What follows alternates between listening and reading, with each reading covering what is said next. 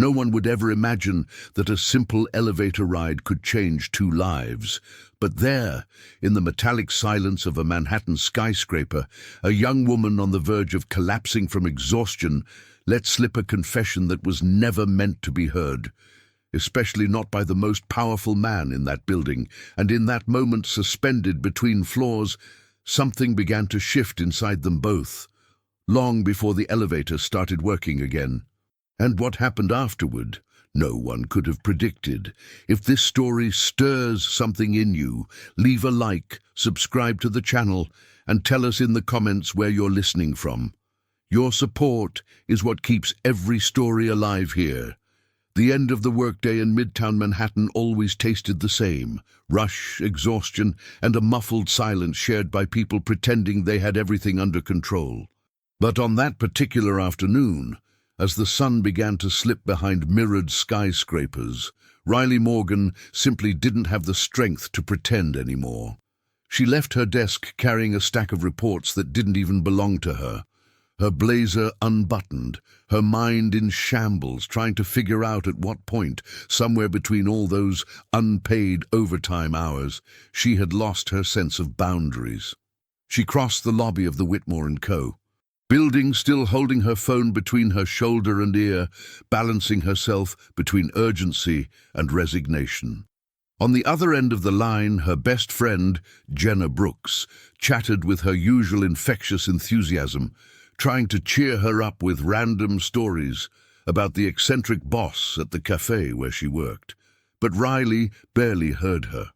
Her replies were short, tired, almost automatic, as if life had grown too heavy to fit inside her body that day. When she finally reached the elevator, she stepped inside without thinking.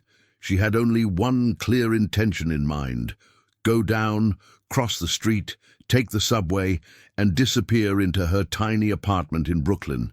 She just wanted to kick off her shoes, breathe without responsibility, and cry a little into her pillow, a habit reserved for particularly bad days, though she'd never admit it to anyone, except Jenna. The elevator began its descent, smooth, quiet, steady. Riley leaned her head against the cool wall and closed her eyes for a moment. It was the first pause she'd had in hours, and it was precisely in that fragile lapse that Jenna asked the question that would, unintentionally, set everything in motion. "Riley, what about that guy from accounting? Weren't you going to give him a chance? You said yourself you needed to open up to life." Riley let out a bitter laugh. Dull, exhausted, almost humorless. "Jenna, I don't even know how to deal with that," she muttered. She took a long breath, the kind someone takes when carrying a secret that's grown too heavy. "I freeze just thinking about it. I'm 24, and I still—" Her voice wavered. "I'm still a virgin, Jen. And before you start, yes, I know it's not a big deal these days, but for me, I don't know.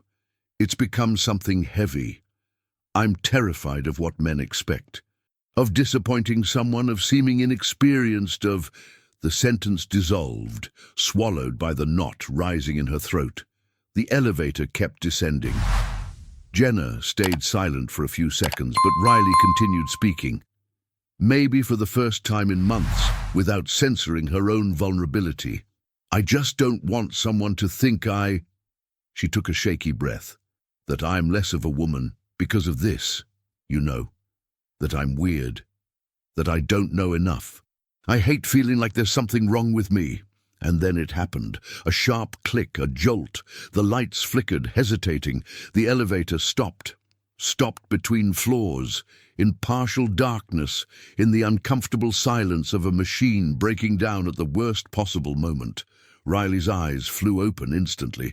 "Oh, no, no, no, no. Not today," she whispered, panic rising. And that was when, as she reached out to steady herself against the wall, she heard movement behind her. A subtle shift, a faint displacement of air. Someone cleared their throat, so politely, so controlled, it sounded almost intentional. Riley froze. She wasn't alone. She turned slowly, her heart hammering. And there he was, Leaning against the opposite corner of the elevator, like an elegant shadow, her brain refused to process immediately. Logan Whitmore, the CEO, the billionaire, the man whose presence in the building created a quiet ripple of tension wherever he walked. He was the kind of figure who inspired silence even when he didn't say a word. Cold, unreachable, always dressed in flawless suits that announced their price without needing a tag. And he was standing there, looking at her with an expression Riley had never imagined he possessed, a blend of mild surprise and amusement. Her phone nearly slipped from her hand. She held it as if her entire dignity depended on it. "Jen, I'll call you later," she whispered, her voice trembling. "Now's not a good time." As soon as she hung up, the elevator seemed to shrink to half its size. Riley wanted to dig a hole through the floor, throw her phone out the nearest window, disappear, time travel, anything but face the fact that she had just confessed, loudly, clearly, her virginity and her private fears, right in front of the most powerful man in the company. Logan stepped away from the wall, uncrossing his arms with deliberate calm.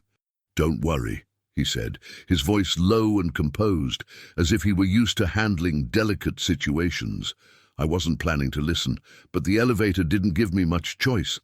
Riley felt her entire face heat up, every inch of it.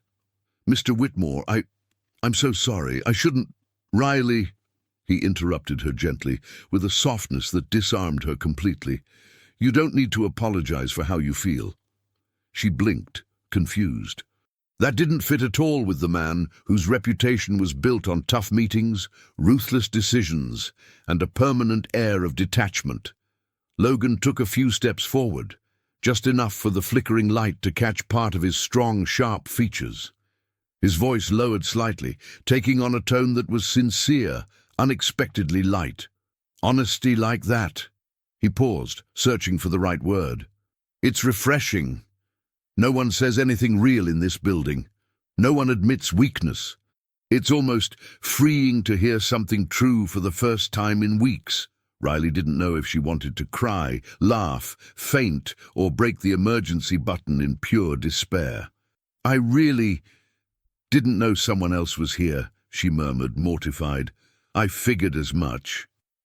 A subtle smile touched his lips, so small she almost doubted it. "But for what it's worth, you didn't say anything wrong. In fact, it was admirably genuine." The word admirably echoed inside her like an impossible melody. They stood in silence for a few moments. The light flickered again. The atmosphere hung suspended, charged with a tension that wasn't romantic yet, but deeply human. The kind that arises when two completely different worlds collide without warning. Riley tightened her grip on her phone. "Please tell me this elevator is going to start working soon," she pleaded, almost begging the universe. Logan raised one eyebrow, glancing briefly at the panel. Normally it would, but today, another flicker. "It seems determined to keep us here for a moment." The sentence carried a soft, double meaning, one Riley didn't know how to interpret. Or maybe she did, but refused to face it. She inhaled deeply, grasping at whatever remained of her composure. "This is so embarrassing." Logan tilted his head slightly, studying her with an expression less corporate and more human. "Embarrassment is an honest emotion," he said calmly. "And in this building, honesty is a rare luxury." The words lingered between them like a quiet invitation to something shapeless but already forming. Then finally, the elevator shuddered. A short movement. The light steadied. The panel beeped back to life, and suddenly the doors began to open, very slowly, as if the machine were reluctantly allowing the moment to end. The hallway appeared before them. Logan stepped forward but didn't exit immediately. He turned to Riley, observing her like someone who had discovered something unexpectedly valuable. "Have a good night, Riley," he said softly, "and please, don't feel ashamed of what you said." Then he walked away, disappearing into the bright hallway, leaving her behind with her heartbeat racing and the strange feeling that something inside her had shifted. Something she couldn't yet name. When the elevator doors closed again, Riley stood there hugging herself, trying to comprehend what it meant to have been seen so deeply by someone she barely knew. But no matter how hard she tried to rationalize it, a quiet question echoed within her like a stubborn reflection. Why did he react like that? And that question, unanswered, unsettling, followed her as she took the stairs down. The next morning felt heavier than usual, as if the entire city had decided to wake up before the sun. The subway was more crowded, the air more humid, the noise harsher. But none of that mattered to Riley. She couldn't think about anything except the elevator, the tense silence, her involuntary confession, and the look Logan Whitmore had given her before walking away. She barely slept, waking up several times, replaying every word she had said, and every word he had answered. It didn't make sense. None of it did. He was the CEO, untouchable, a corporate titan. Why had he been kind? Why had he called her honesty refreshing? Why had he paused before leaving, as if he were trying to memorize something about her? Those thoughts swirled relentlessly in her head as she crossed the grand lobby of Whitmore & Co., with its gleaming marble floors and people walking briskly, always too busy to breathe. The faint aroma of expensive coffee mixed with the metallic scent of air conditioning, and everything felt more intimidating than ever. She straightened her navy blue blazer, the only presentable blazer she owned, and stepped into the elevator with a knot in her stomach. Not that elevator, thankfully. The confession elevator was out of service that morning, as if the machine itself had suffered an emotional breakdown. On the ride up to the 32nd floor, where the administrative department sat, Riley repeated to herself, "He's not going to say anything about it. He's probably already forgotten. He's a CEO. You're just an assistant. This doesn't even make his list of 1,000 things to solve today." That fragile illusion was the only thing keeping her functional during the first few minutes of the morning. As soon as she reached her desk, she turned on her computer with trembling hands. She tried to bury herself in spreadsheets, overdue emails, budget requests, endless tables. Routine was the only safe ground she had. But inside, something felt different, as if she were living under a brighter light, as if the whole company was secretly watching her, even though no one knew anything. Jenna sent a message early. "Jenna, good luck today, future professional fainter. If anything goes wrong, pretend you're sick and run." Riley smiled for the first time since the night before, but anxiety rushed back when her desk phone rang. It took her a few seconds to answer. Her fingers wouldn't cooperate. "Administrative department, this is Riley." Her voice came out thin, almost breaking. On the other end, a firm, mature, professional voice. "This is Annette, the CEO's executive assistant. Mr. Whitmore would like to see you in his office, now." The "now" hit her like a punch to the stomach. Riley froze, completely still.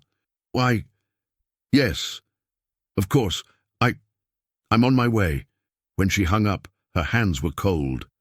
Her heartbeat thudded in her throat. Her breathing shortened, as if there wasn't enough oxygen in the entire building.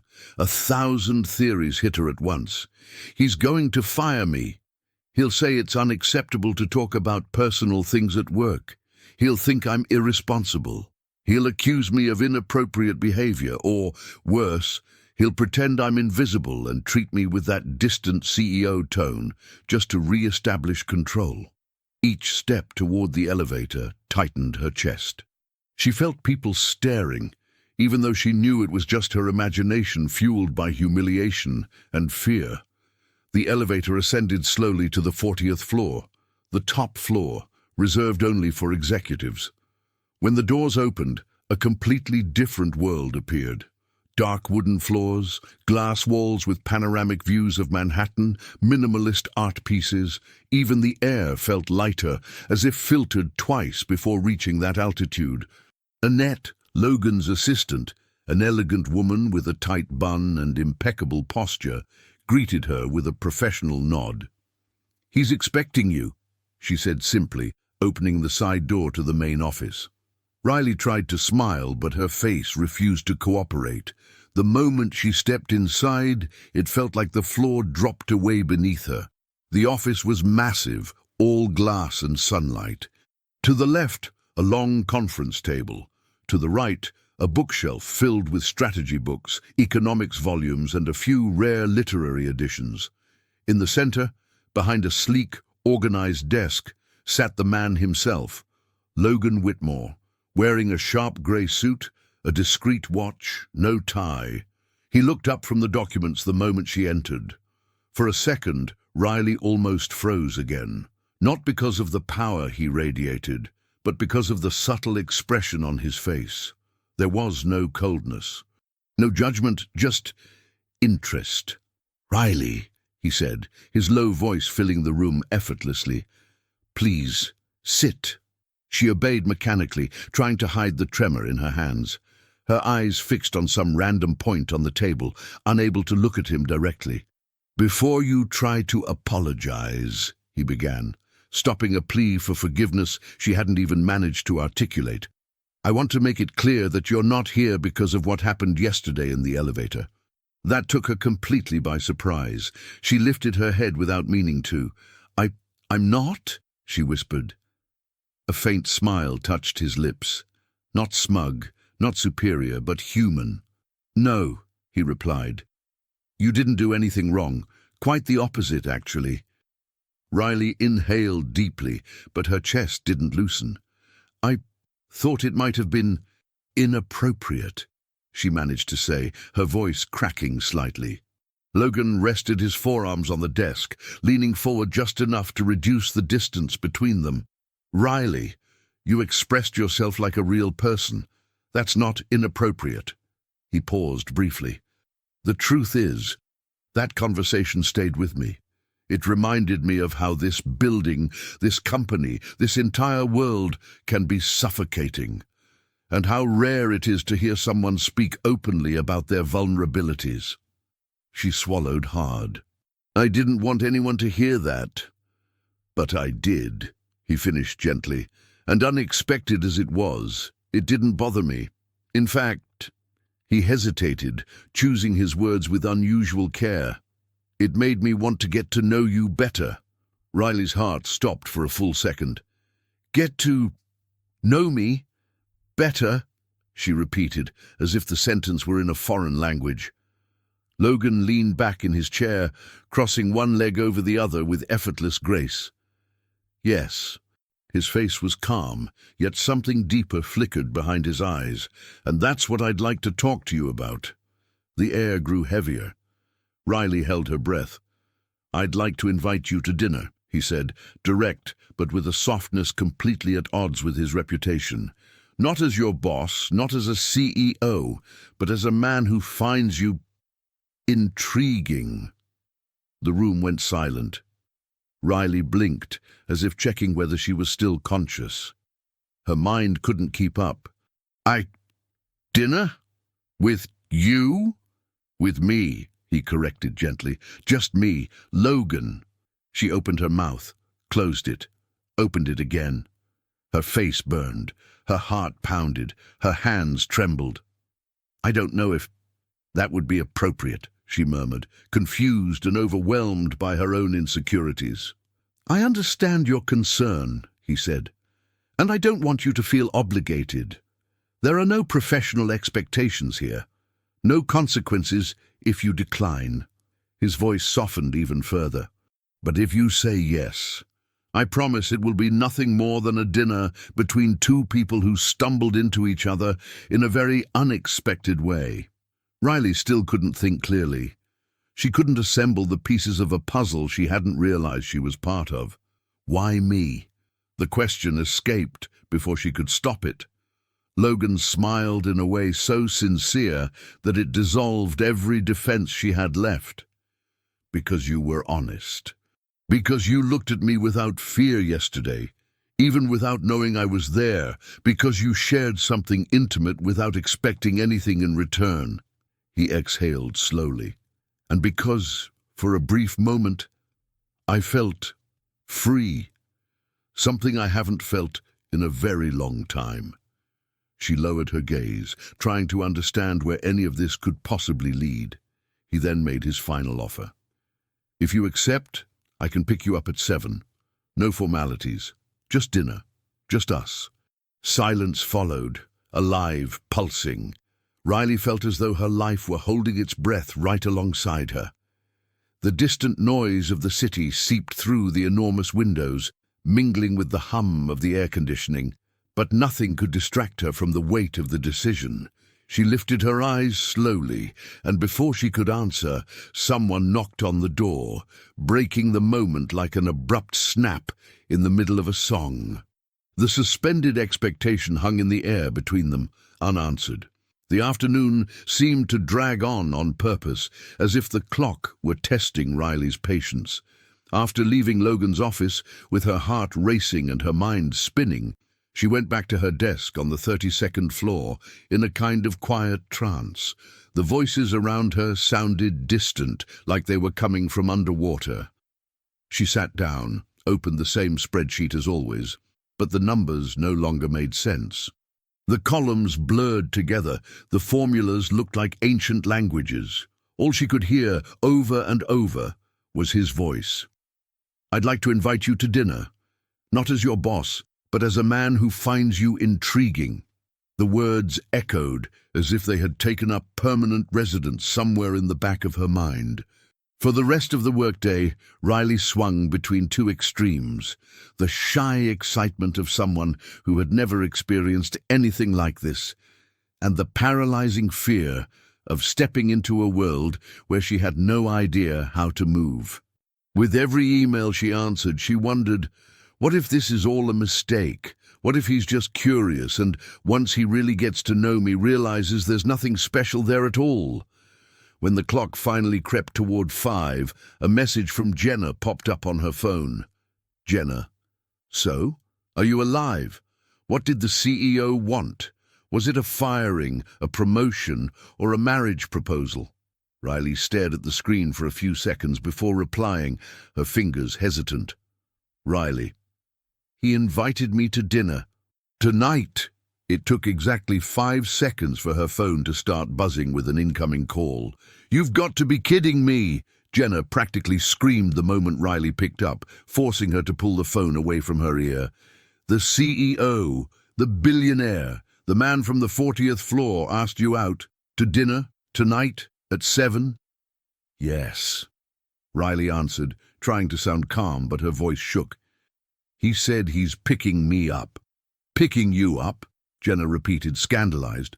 "This is straight out of a movie, Riley. This is corporate fanfic. Do you realize that?" Riley let out a nervous laugh that almost turned into a sob. "I realize I don't know what to wear. I don't know how to act. I don't know which fork to use. And I probably don't even know how to pronounce half the items on the menu wherever he's taking me." Jenna sighed, trying to balance her excitement with genuine support. "Listen, you don't have to be anyone but yourself. If he invited you after hearing literally the most embarrassing, vulnerable truth about your life, maybe that's exactly what he wants to see. You, not some polished version of you." Her friend's words curled up somewhere soft inside her. When the workday ended, Riley left the building feeling the weight of the city on her shoulders and at the same time a delicious flutter in the pit of her stomach. She took the subway back to Brooklyn, pressed between strangers, the car smelling like a mix of cheap perfume, metal, and collective exhaustion. When she reached her tiny rented apartment, she climbed the stairs 2 at a time, tossed her bag onto the couch, and went straight to the bathroom mirror. The weak light exposed her dark circles, tired skin, and hair thrown up in a rushed bun. She drew in a deep breath. "Okay, Riley, don't freak out. It's just dinner with your billionaire boss who knows you're a clumsy virgin. No pressure at all," she muttered to herself dryly. She opened her closet like someone opening an empty safe. Her clothes were simple, practical, bought on clearance racks and discount websites. Nothing about them screamed dinner with a CEO at some fancy Manhattan restaurant, but she didn't have the time or money to magically change that. After going through every hanger, she settled on a simple black dress made of a light fabric that fell to her knees, with a modest neckline. It wasn't sophisticated, but it was the best she had. She paired it with a medium-heeled pair of shoes, the only ones that wouldn't make her trip over her own feet, and pulled her hair into a half-up style, letting a few loose strands frame her face. Standing in front of the mirror, she adjusted her nude lipstick for the third time and exhaled slowly. "You're not worth less just because you don't have a movie-worthy closet. He's going to have to accept the real version of you," she whispered, almost like a mantra. At 6:58 p.m., her phone buzzed with a message. "Logan, I'm in front of your building." She felt her heart slam against her ribs. She grabbed her bag, checked for the 1,000th time that her keys were inside, turned off the lights, and went downstairs with her palms sweating. The moment she stepped out onto the sidewalk, she saw the sharp contrast between her world and his. A sleek black car was parked in front of the old brick building. Its lines were understated and elegant. The windows were tinted just enough to guarantee privacy, but not so dark that it felt like flashy excess. The driver had already stepped out, and as he opened the back door, Riley saw Logan sitting there with the ease of someone sitting in his own living room. He wore a dark suit, no tie, the top two buttons of his white shirt undone, softening the relentless CEO image and making him look more like an ordinary man, at least on the surface. As she approached, Riley felt the urge to apologize for the modest neighborhood, the worn facade, for everything in her world that wasn't glamorous. But before she could say anything, Logan smiled. "You look beautiful," he said, with the same calm tone he might use to comment on the weather, but with a quiet spark in his eyes. Riley blushed, barely managing a shaky, "Thank you." She slid into the car, enveloped by the smell of new leather mixed with a subtle, clean cologne. The world outside suddenly felt less real than the interior of that silent car. As they moved through the streets of Brooklyn toward Manhattan, they passed old buildings, small shops, kids playing on the sidewalk, people lugging grocery bags. Riley noticed Logan watching everything through the window. "It's been a while since I've been out this way," he said thoughtfully. "I'd forgotten how alive these neighborhoods feel, in a way that's very different from Manhattan." "Different from business magazine cover?" she ventured, offering a shy smile. He let out a small laugh. "Something like that." As the bridge approached, the view opened up to the city lights, glittering against the water.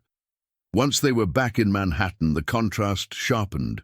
Bright signs, giant billboards, luxury storefronts, people dressed with curated elegance. The car stopped in front of a restaurant on a quiet, clearly expensive street. The facade was minimalist, glass and metal, with a simple, tasteful sign. The kind of place where, if you needed to ask the price, you probably shouldn't be there. The maitre d' opened the door with a practiced smile. "Good evening, Mr. Whitmore. Your table is ready." Riley felt her stomach drop. Inside, the restaurant was even more impressive. Warm lighting, tables draped in white linen, delicate floral arrangements, polished silverware precisely aligned. The air smelled like a mix of wine, butter, fresh herbs, and something else that could only be described as money. They were led to a table near a glass wall, with a view of the city outside. Riley sat down, doing her best to remember every basic etiquette video she'd ever watched online at 2 in the morning, but her mind was blank. The waiter handed them menus. She opened hers, and instantly felt the full weight of the worlds between them. The dishes were listed in French, with poetic descriptions full of words she didn't recognize, and to make matters worse, there were no prices next to anything. Perfect. One of those places where if you need to know the price, you're already in the wrong restaurant, she thought. Logan watched her expression with quiet curiosity. "Have you ever been to a place like this before?" he asked. No mockery in his voice, only interest. Riley decided to stick to honesty. That was what had accidentally started all of this after all. Honestly, no. The fanciest restaurant I've ever been to had pictures on the menu, and even then, I didn't know what to order. He smiled, genuinely amused. "That's fine," he said, closing his own menu. "If you'd like, I can suggest a few things, and if nothing sounds right, we can always just order pasta. Pasta's pretty much always a good idea." She laughed, and some of the tension eased from her shoulders. When the waiter returned, Logan handled the ordering effortlessly, like someone who had done this many times before. He ordered a shared starter, 2 main courses, and a bottle of wine. Riley just nodded, trusting that at the very least she wouldn't go hungry. While they waited, she tried to imagine how she looked from his perspective. A woman in a simple dress, clearly out of her element, sitting in a place that obviously wasn't her natural habitat. But before her insecurity could take over completely, Logan spoke. "If it makes you feel any better. I feel out of place a lot of the time, too." She raised an eyebrow, surprised. "Out of place?" "Here." She glanced around. "This place was practically invented for people like you." He took a breath and rested one hand lightly on the table. "Places like this were invented for people who like to play a game I never really learned to enjoy," he said. "Empty conversations, inflated egos, silent power contests. It's all about status, appearances, who knows who, and very little about who people actually are." Riley studied him more closely, catching a hint of tiredness behind the polished image. "So why do you come?" she asked. "Because it's part of the package," he replied, with a disarmingly honest shrug. "Being a CEO comes with social obligations, events, galas, dinners. Everyone calls it glamour, but most of the time it's just loneliness with expensive cutlery." She sat quietly for a few seconds, mentally chewing on that sentence. "Loneliness with expensive cutlery," she repeated. "That would make a great book title." He laughed, and the sound was lighter than anything she'd imagined she'd hear from a man like him. The starter arrived. A small, artfully arranged plate with ingredients Riley didn't immediately recognize. She looked at the array of cutlery in front of her, different sizes of forks and knives, delicate spoons, all laid out in some secret code. She reached for the fork that seemed most logical. She wasn't sure. Logan noticed, but instead of laughing, he picked up the exact same fork, using it without comment. A quiet gesture of alliance. "Did you know some people spend hours practicing table etiquette just to impress in places like this?" he asked. "And you?" she asked, curious. "I had to learn. I was trained," he said, "but now I just follow my instincts. And if someone has a problem with that, that's their problem, not mine." She smiled. That was more freeing than he could possibly know. As dinner went on, their conversation deepened at the same pace as the wine level in the bottle. Logan talked about his exhausting routine, meetings that started before sunrise, million-dollar decisions that didn't allow for mistakes. "Sometimes I feel like people see the CEO, the last name, the net worth, and forget there's a human being behind it," he confessed. "It's like I'm a symbol, not a person." Riley listened intently, resting her chin on her hand. "And what do you miss?" she asked softly. He took a few seconds before answering. "Conversations like this," he admitted, "not having to prove anything. Being able to say I'm tired without someone deciding that makes me weak. Being seen, without my bank account walking into the room first."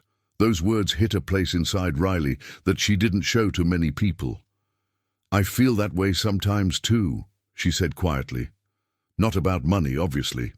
But I feel like people see me as the assistant who fixes everything, the one who stays late, the one who always finds a way. Like I'm just a functional piece of the machine, not a person with fears, limits, dreams." He tilted his head slightly, focused. "And what are your dreams, Riley?" She went quiet. No one had asked her that in a very long time.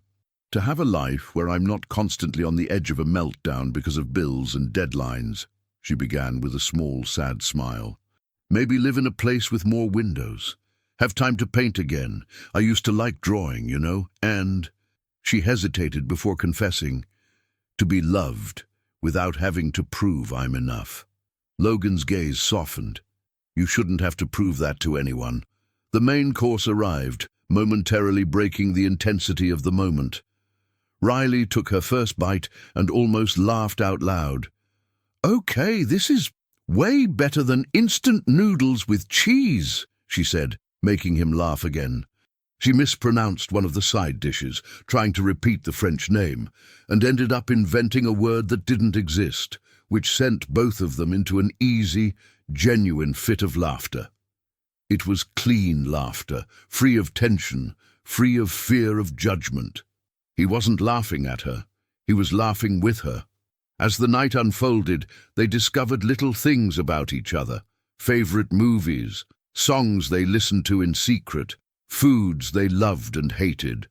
Riley realized that behind the suit and the strategic decisions was a man who laughed at silly jokes, carried emotional scars, and liked to watch people in silence. When dinner finally ended, they stepped out of the restaurant, and the Manhattan night greeted them with bright lights, cold wind, and a constant murmur of life. The car was already waiting, but before getting in, Riley looked around. At the wide streets, the huge city, the contrast between his world and hers. On the way back, the silence between them wasn't uncomfortable. It was dense, full of unspoken things. Riley leaned her forehead lightly against the window for a moment, watching the lights streak by as if the city were rushing past while she tried to slow down. When the car pulled up in front of her building in Brooklyn, Logan turned to her. "Thank you for coming tonight," he said, his voice calm and sincere. "I needed an evening like this more than I realized." Her heart tightened. "So did I," she admitted with a shy smile, "even if I still don't know which fork I'm supposed to use." He chuckled softly. "Trust me, that's the least important thing." For a second, the world seemed suspended again, like in the elevator, between floors. As they sat there looking at each other, neither quite sure what the next step should be. Riley tightened her grip on her bag strap, feeling that something inside her had shifted tonight, even if she couldn't quite name what it was yet. And as she stepped out of the car and climbed the stairs to her apartment, one question wouldn't leave her mind. If this was only the first dinner, how far could this possibly take them? The week following their dinner seemed to carry a new kind of glow, subtle but constant, as if every color around Riley had suddenly become more vivid. The world itself hadn't changed. People still rushed through the subway, cafes were still crowded, stacks of reports still grew on her desk. But something inside her had shifted, softly, quietly, and irreversibly. Maybe it was the memory of Logan's laughter across the restaurant table, or the way he had truly listened, or the strange ease between them, as if their differences weren't dividing walls, but unexpected bridges. No matter how hard Riley tried to act normal, her entire body betrayed her. That unmistakable energy of someone who is falling for someone without admitting it yet. She smiled, more easily. She slept with her phone beside her pillow, wondering when the next message would come. She found herself staring at the elevator doors with a strange mix of dread and nostalgia, reliving the moment suspended between floors. And then, on Thursday night, as she folded laundry in the tiny bedroom of her Brooklyn apartment, her phone buzzed. "Logan, can I steal you away on Saturday? Nothing glamorous this time? I have an unusual request." Riley bit her lip, surprised. "Riley, steal me." "Logan, in a good way. I promise no one will get hurt, but some tomatoes might." She stared at the message for several seconds. "Riley, what exactly are you planning to do to tomatoes?" "Logan, learn how to choose them. You're going to teach me." Riley's eyes widened. She wasn't sure whether this was a joke or some obscure corporate metaphor. Riley, you don't know how to choose tomatoes. Logan, I'm a CEO, not a magician. Yes or no? She burst out laughing, alone in her quiet room. Riley, yes, Saturday at 10, the neighborhood grocery store. At exactly 10, Logan parked at the corner in Brooklyn. No chauffeur, no showy arrival, just him behind the wheel in dark jeans and a simple jacket. It was almost surreal seeing him like that, as if he'd stepped out of an alternate universe where CEOs occasionally decided to be regular people. "Good morning, Tomato Professor," he said as she approached. "Good morning, student who apparently doesn't know how to function in society," she shot back, grinning. He raised both hands in surrender. "I admit my shortcomings. I'm ready to learn." They walked to the small corner grocery store, the kind where the floor creaks in some spots, the aisles are cramped, and the air smells like a mix of fresh bred fruit and cheap cleaning products. To Riley, it was familiar. To Logan, it might as well have been a wildlife expedition. The moment they stepped inside, he looked around with a fascinated expression, not judgmental, but genuinely curious. "People actually shop here?" he asked, staring at the packed shelves. "Yes, real people. Including me," she answered, rolling her eyes. "Now come along, Mr. 40th floor, fruit aisle first." When they reached the tomato display, Riley picked one up and handed it to him. Lesson 1. Never choose the really soft ones. Logan pressed the tomato with the same delicate caution he'd used to touch a priceless artifact. "Like this?" "No!" Riley laughed, grabbing his hand to stop him. "You're squishing it. Just press lightly. You want it firm, not mushy." He tried again, following her guidance. Riley watched as his expression shifted from intense concentration to mild frustration. "They all feel the same," he said, giving up the tomato. "This is impossible." "It's not impossible," she insisted, choosing another one. "You just need practice. You're used to menus making the decisions for you. Here, you have to choose for yourself." He wasn't looking at the tomato anymore. He was looking at her. The ease in her voice, the comfort she had in this place, the softness she carried without even trying. "I like this," he said quietly, almost to himself. "I like this real world." Riley felt her cheeks warm and pretended not to hear. After the fruit aisle, they wandered through the pasta section, where Logan stopped, staring at the shelves as if they contained ancient hieroglyphs. "So many options," he murmured. "How does anyone decide?" "Price per pound," she said, lifting 2 boxes. "Basic rule, the most expensive one isn't always the best." He raised his brows, as if she had just revealed the meaning of life. "Fascinating." Riley laughed. "You look like a scientist discovering a new planet." "In my defense, I don't usually do grocery shopping. Someone else handles that." "I figured. And maybe that's why my life lost any sense of simplicity," he added, looking at her again, really looking. Riley's heartbeat stuttered. They continued through the store, picking bread, onions, milk, and a pack of cookies Riley tossed into the cart when he wasn't looking, declaring it an essential survival item. When they walked out carrying 2 bags, Logan inhaled deeply, as if resetting his mind. "That was unexpectedly pleasant," he admitted. "You only say that because you didn't face the Sunday line." "Maybe one day I will," he said with a small smile. The other side of the coin, the gala invitation. After dropping her off, Logan texted her 2 hours later. "Logan, can I show you my world now?" It took Riley some time to respond. Her heart was pounding, not with fear, but anticipation. "Riley, depends. Does your world involve forks I don't know how to use?" Logan, "Yes, but I promise no one will notice if you pick the wrong one." She laughed, though nerves tingled down her spine. Riley, "Okay, when?" Logan, "Saturday night. It's a charity gala. I want you to come with me." A charity gala with socialites, executives, celebrities, photographers, the absolute opposite of the grocery store, the other extreme of the universe. Riley closed her eyes and breathed. The insecure voice inside her tried to scream, "You don't belong there. You'll embarrass yourself. He'll finally see the difference between you." But there was something new in her. Something lit by his smiles, his confessions, the way he paid attention. And that part of her answered, "Riley, I'll go." The gala. Flowers, lights, and sharp eyes. Saturday night arrived faster than she wanted. Riley spent most of the day trying to choose a dress that didn't scream, "I can't afford this event."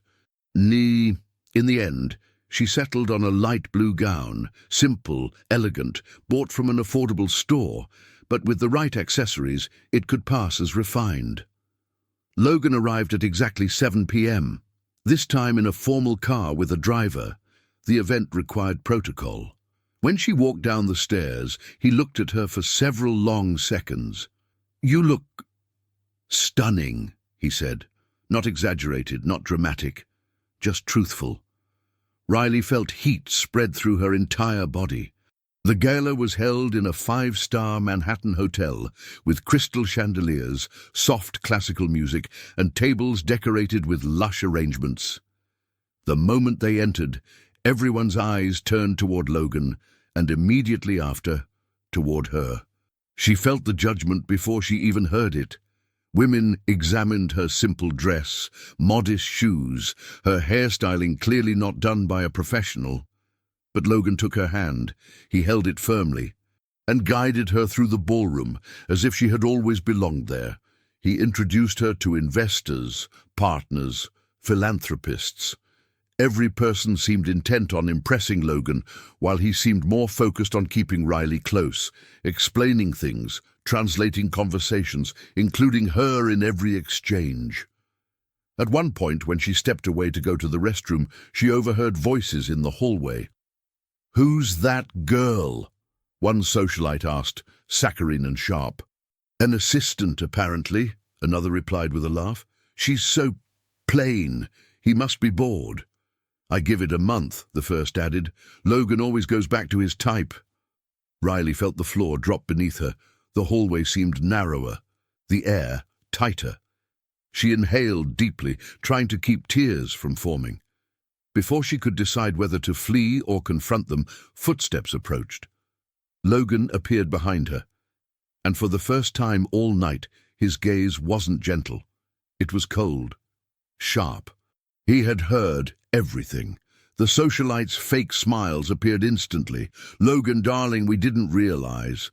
"That much is obvious," he cut in, voice steady and authoritative, the kind of tone that made boardrooms fall silent. "And just as obvious is your confusion between luxury and worth. Riley has more authenticity in one gesture than many people in this room have in a lifetime." Both women fell silent, stunned. "If you can't understand that," he continued, "then perhaps you are the ones who don't belong here." They retreated quickly, muttering apologies. Riley stood frozen, unsure what to say. Her heart was pounding, not from humiliation, but from the unexpected, unwavering defense he had just given her. Logan exhaled, his tone softening as he stepped closer. "Are you okay?" he asked. She hesitated, then nodded. "I am now." And there, in that well-lit hallway, suspended between insecurity and courage, something deep settled between them. Something no longer fitting into the category of curiosity or coincidence. Something beginning to look a lot like love. But that feeling, fragile and bright, wasn't ready to be spoken aloud. Not yet. Riley looked at him, trying to understand where this was all going. But Logan simply extended his hand again, as if saying, "Trust me, at least for tonight." The hotel's main ballroom was its own little universe, lit by crystal chandeliers so tall they seemed to brush the gilded ceiling, with mirrored walls that multiplied the colors of expensive dresses and the sparkle of jewelry into 100 scattered flashes of light. Soft classical music floated through the air, played by a string quartet on a discreet stage in one corner of the room. The sound of violins blended with the constant murmur of elegant conversations, carefully measured laughter, and the delicate clinking of champagne glasses. To Riley, it all felt almost surreal. It was like stepping into a movie she had never been cast in, yet somehow she was there, walking beside Logan Whitmore, the man who seemed to command that room and at the same time quietly defy all its unspoken rules. The simple dress she wore, light blue, soft, elegant but far from luxurious, didn't quite match the rest of the crowd. But the way Logan held her hand left no room for doubt. To him, she wasn't out of place. She was as much a part of that night as anyone else, maybe more. Heads turned as they passed. Some people watched with curiosity, others with judgment. He noticed, she noticed, but neither of them said a word. "Just breathe," Logan murmured, his voice low and steady as he leaned slightly closer while they walked. "You're doing great." "Doing great?" She let out a nervous little laugh.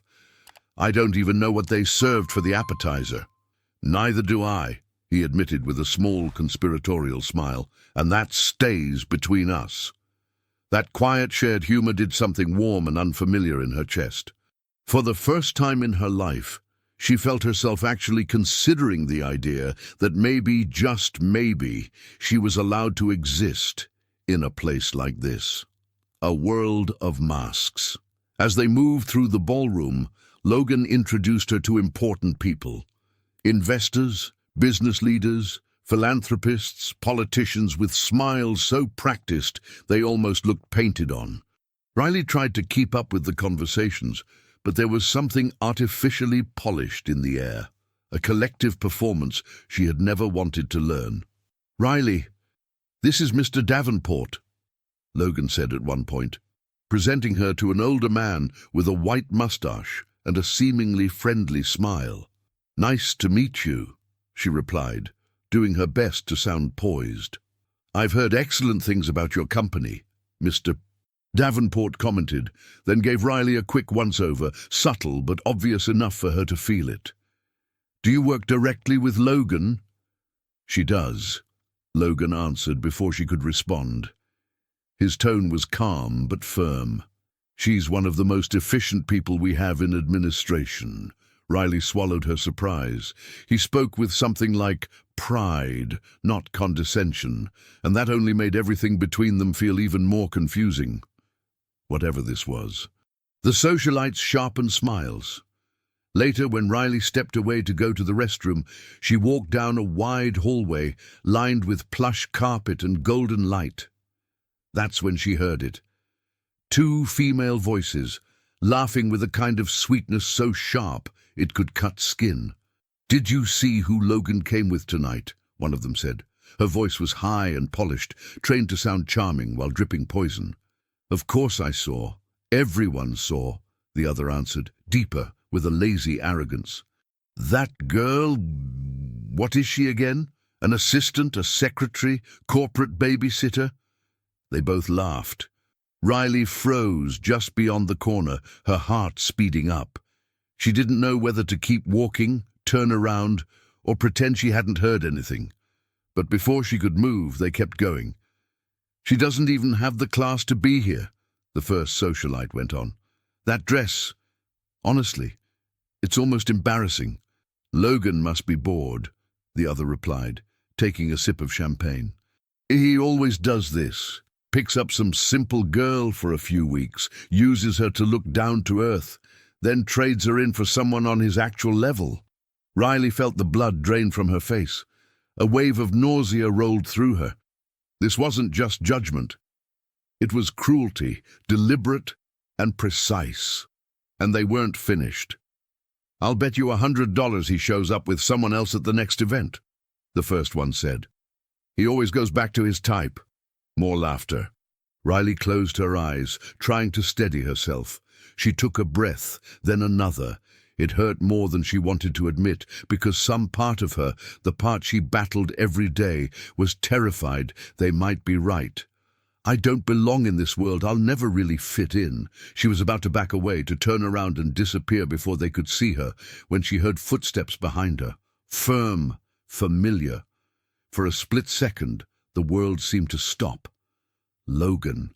He walked toward the hallway with his usual composed expression until he stopped a few steps away from the two women, who still hadn't realized he was there. "Interesting," he said, his voice quiet but sharp as ice. "To hear people speak with such confidence about my personal life." Both women went rigid. Their perfectly rehearsed smiles melted right off their faces. Logan!" the first one stammered. "Oh, we were just talking about me," he finished, one eyebrow lifting. "While I'm not present to defend myself and reducing someone to a dress or a social class." The second woman tried to recover her poise. "That's not what we meant." "That's exactly what you meant," he cut in without raising his voice.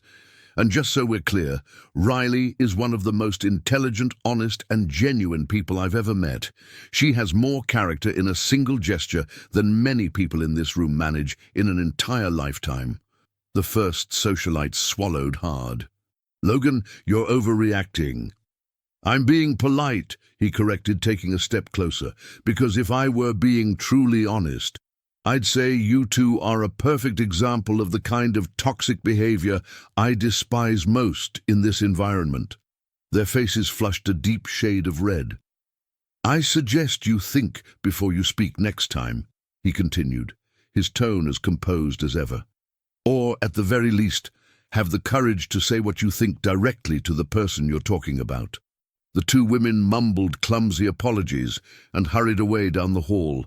Riley remained where she was, struggling to breathe evenly behind the corner. Everything had happened so fast, her body hadn't caught up yet. The humiliation, the hurt, the shock, the sudden, fierce protection. Logan turned and saw her. He knew instantly that she had heard everything. His eyes softened at once, concern flickering across his face. "Riley." She tried to smile, but her throat was tight. Her heart was lodged somewhere between her chest and her stomach. Her eyes burned. "You didn't have to do that," she whispered. "Yes," he said quietly, moving closer. "I did, because they were wrong, completely wrong." She took a shaky breath, trying to pull herself back together. "I know I don't belong here, Logan." He frowned. "Who told you that?" "Everyone," she murmured. "And sometimes I do." He took another step, closing the gap between them. "You belong wherever you choose to be," he said, his voice firm and unwavering, "not where other people decide you should stay. And if this world doesn't accept you, then this world is what needs to change, not you." Riley swallowed hard, emotion knotting in her chest. "You really believe that?" "I believe in you," he answered without a hint of hesitation. The words hit her with quiet force. It wasn't seduction. It wasn't a line. It was just true. For a moment, silence folded around them, a thick, intimate silence, where words weren't just spoken, they were felt. Logan held out his hand to her. "Come back with me," he said softly. "The night isn't over yet, and I don't want to finish it without you by my side." She hesitated for only a heartbeat, just long enough to recognize that despite her doubts, something inside her was beginning to truly believe that maybe this story could be real. Then, finally, she placed her hand in his. And they walked back into the ballroom together. But inside Riley's heart, something had changed forever. His public defense of her wasn't about pride. It wasn't about appearances. It was about choice, and he had chosen her. Still, one quiet, fragile question rose inside her, one that had no answer yet. How long until this world tried to tear them apart? After the gala, the quiet humiliation, the unexpected public defense, the emotional whirlwind of fear tangled with hope, Riley spent all of Sunday in a suspended state. She drifted through her apartment without direction, avoided looking in the mirror, sat on the couch, and lost track of time. Part of her still felt stuck in that hallway at the hotel, replaying every word spoken by the socialites, and every word Logan had spoken in return. "I believe in you." The phrase wouldn't leave her mind. It was beautiful. It was powerful. It was terrifying. Because believing in someone meant lowering walls. And she wasn't sure she was ready. Across the city, Logan was just as restless. He replayed every detail of the night. The judgmental looks, the venomous voices, the devastated expression on Riley's face when she realized she had been the target of scorn. He hated it.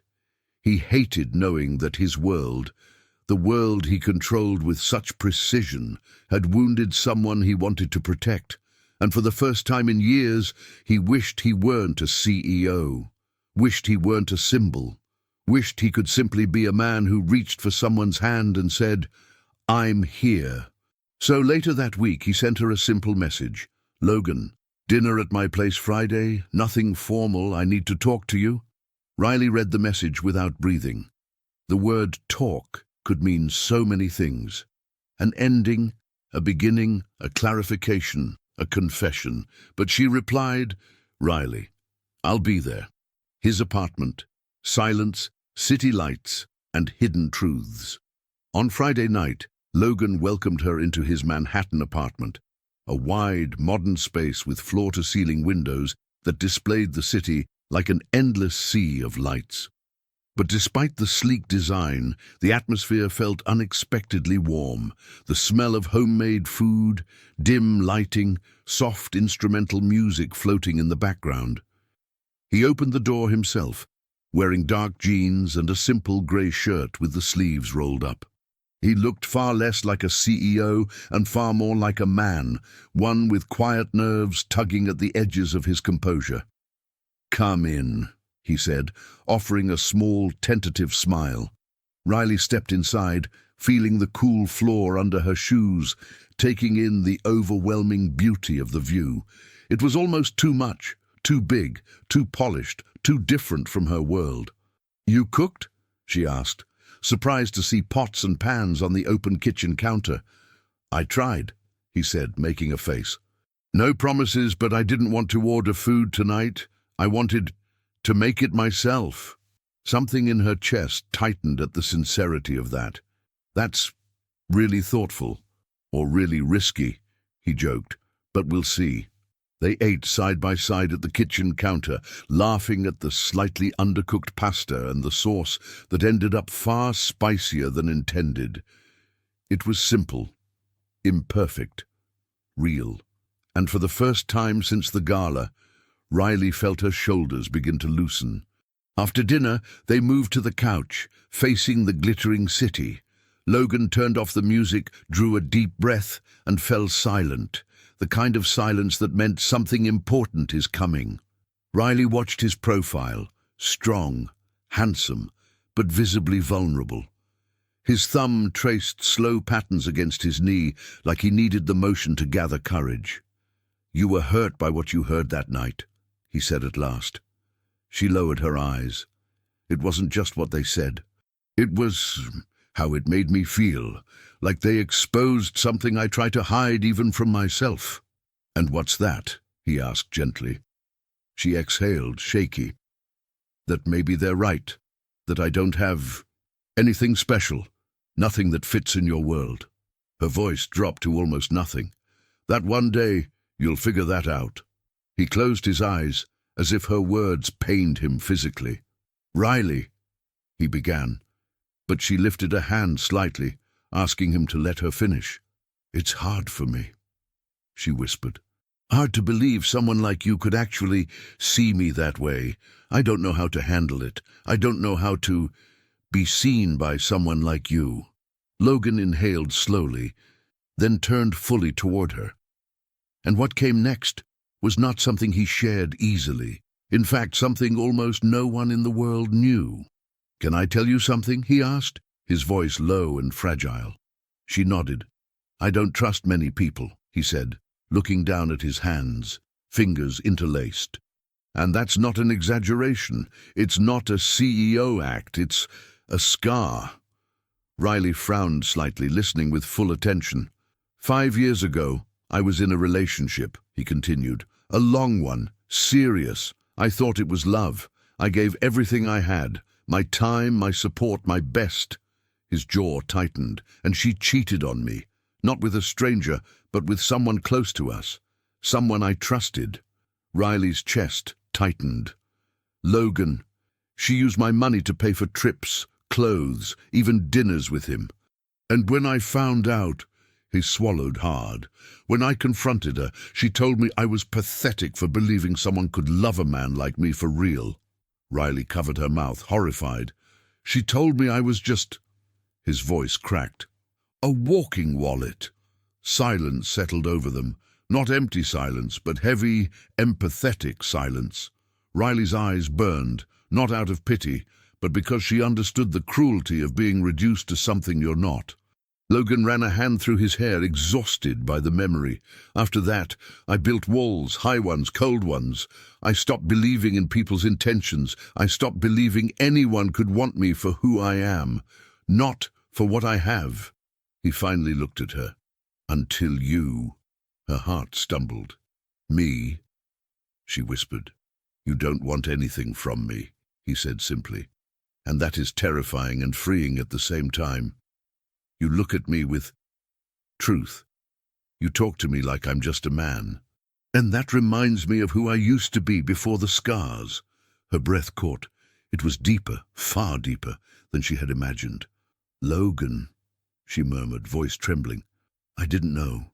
I don't tell anyone, he replied softly. But you, I needed you to know. Because I don't want you thinking, not even for a second, that I see you the way those women tried to portray you. I see you as someone who brings humanity back into a world where everything became strategy. Her eyes closed, overwhelmed. He wasn't finished. And I know you have your own fears. She opened her eyes, startled. What fears? The fear of not being enough, the fear of rejection, the fear of giving someone your most intimate self and not being valued.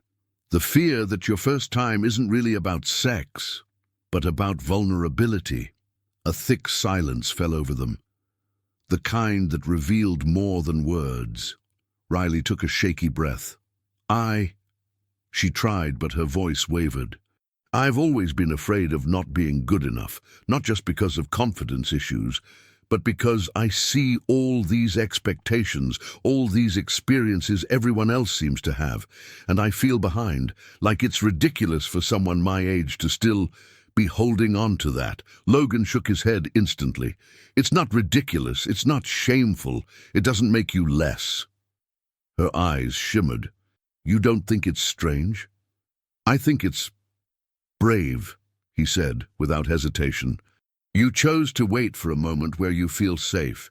That doesn't make you less of a woman. It makes you someone who knows her own worth. A trembling breath escaped her lips. My fear isn't physical, she admitted. It's emotional. I'm scared of giving myself to someone who won't stay. Someone who will look at me afterward and think, this isn't what I expected. Logan moved closer. I would never do that to you.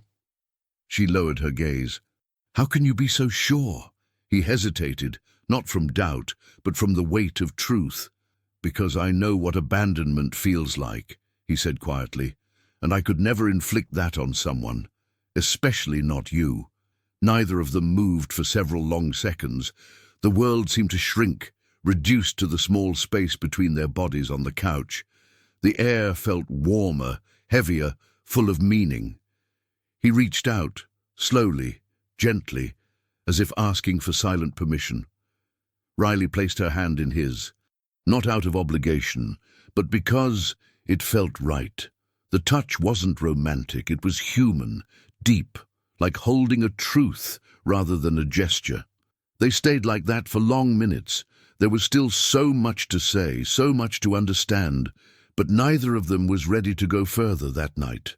And when Riley finally rested her head on Logan's shoulder, feeling his body relax beneath hers, they both knew this moment was a promise, not of perfection, but of shared courage.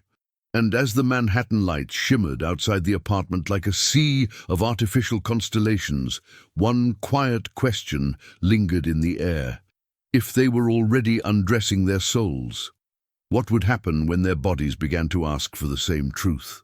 The following week went by slowly, with that strange feeling that something inside them had shifted after the confessions on the couch. It wasn't a relationship. It wasn't a label. It wasn't an unspoken agreement. It was something more delicate, more profound, built not on promises but on exposed truths. And yet there was still one territory neither of them had crossed. The physical. That invisible frontier lingered between them, like both an invitation and a warning. Riley felt it every time she remembered his hand holding hers, his low voice saying, "I believe in you." The scars he had revealed. It was as if that closeness had lit a fire that both of them were carefully keeping under control. When Logan texted on Thursday, her stomach tightened. "Logan, can I make dinner on the terrace on Saturday? Nothing fancy, just me trying to cook again." Riley replied before her common sense had a chance to interfere. "Riley, I'd love that." Saturday arrived with a clear sky, the kind of night when Manhattan seems to exist in two dimensions. The real one, full of cars, honking and rushed people, and the silent one, seen from above, glowing like the city was made of stars pinned to the ground. Logan's terrace was wide, with a nearly cinematic view of the skyline. He'd set up a small table in the center, with short candles flickering gently in the breeze. And beside it, an obvious culinary disaster. Messy pots, a scorched frying pan, and a jar of sauce opened in a hurry. When Riley arrived, Logan was trying, and failing, to keep the pasta from sticking to the bottom of the pan. "Before you say anything," he said, raising a hand, "I swear I followed a recipe." "From where?" she asked, laughing. "A post-apocalyptic survival blog." "Not exactly," he replied, cracking a smile. "But maybe I should have tried that one." Riley set her bag on a chair and walked over, catching the tempting smell of sauce and a faint, suspicious whiff of something burning. "Logan, are you cooking or performing some kind of summoning ritual?" "Depends," he said, stirring the pasta carefully. "If this keeps sticking, I'm going to need to summon professional help." She laughed, and the sound seemed to loosen not just his shoulders, but the air around them. "Let me see," she said, taking the spoon from his hand. "The pan's too hot." "And did you put the sauce in before the pasta was done cooking?" He hesitated. "Maybe." "Logan!" She lightly smacked his shoulder, laughing. "That's why it's all gluey." "In my defense, I saw a chef do that on a cooking show. I'm guessing the chef knew what he was doing." "I don't make that claim," he said, lifting his hands in surrender. The pasta eventually turned into something too tragic to serve. They looked at each other for a beat and at the same time said, "Take out?" Riley laughed so hard she had to lean on the counter. Logan grabbed his phone, scrolling through options. "Is there anything you absolutely love?" he asked. "Anything that doesn't involve you trying to cook," she said, teasing. "Ruthless," he replied, smiling. "True, but ruthless." They ordered Italian, real Italian this time, and while they waited, they sat on the large terrace sofa, wrapped in the cool breeze and the soft light of the city. There was something special about that night. Something silent, almost tangible, like the entire universe was waiting to see what their next step would be. Riley felt it when Logan leaned a little closer, not invading her space, but making it clear he was there, open, vulnerable, affected. "You seem far away tonight," he said, watching her carefully. She drew a slow breath. "It's not distance. It's fear, maybe." "Of me?" he asked, his brow creasing. "No, of myself," Riley answered, turning her face toward the city. "Of crossing the line between what we are and what we could become." Logan stayed quiet for a few seconds, not the kind of silence that pressures, but the kind that holds. "I understand," he said, "more than you think." Riley didn't answer right away. Her heart was racing in a way that wasn't uncomfortable, just intense, like she was standing on the edge of something important. "Sometimes I'm scared I'll disappoint you," she confessed, "that I won't know what to do, that I don't have the experience, that I'll seem foolish." He turned fully toward her, his expression serious and soft at the same time. "Riley, there is nothing about you that could ever be a disappointment." She smiled, but there was sadness in her eyes. "You say that now. But what about when we're closer? When the moment comes for me to—" She swallowed hard. "For me not to know how to act?" Logan moved closer, slowly, like someone approaching a wounded animal, respecting every inch of her space. "Hey," he murmured, touching her hand. "Look at me." She did. "Do you really think I'm here for technique, for experience?" he asked, his voice low and steady. "Riley, I'm not interested in someone perfect. I'm interested in you." Her eyes shimmered, but she glanced away. "What if I freeze?" "Then I'll wait," he answered, without missing a beat. "And if I get nervous, I'll hold your hand. And if I—" Her voice broke. "If I just can't, then we stop," he said immediately. "No questions, no pressure, no disappointment." She stared at him, caught off guard by how quickly he responded. He didn't need to think it through. He already knew where he stood. "Riley," he went on, leaning in a little more, "I don't just want your body. I want your trust, your comfort, your emotional surrender. And that takes time." A tear slipped free before she could hold it back. "When you talk like that, I fall apart," she whispered. He smiled, but it was a sadder kind of smile, like someone who recognized a wound he'd carried himself. "You've been undoing me since that elevator," he admitted. She laughed through the tears. "That was the worst confession of my life." "It was the best thing I've ever heard," he countered with absolute sincerity. The food arrived, cutting through the intensity of the moment. They ate, laughing over simple things, terrible TV shows, childhood comfort foods, embarrassing stories they'd never told anyone else.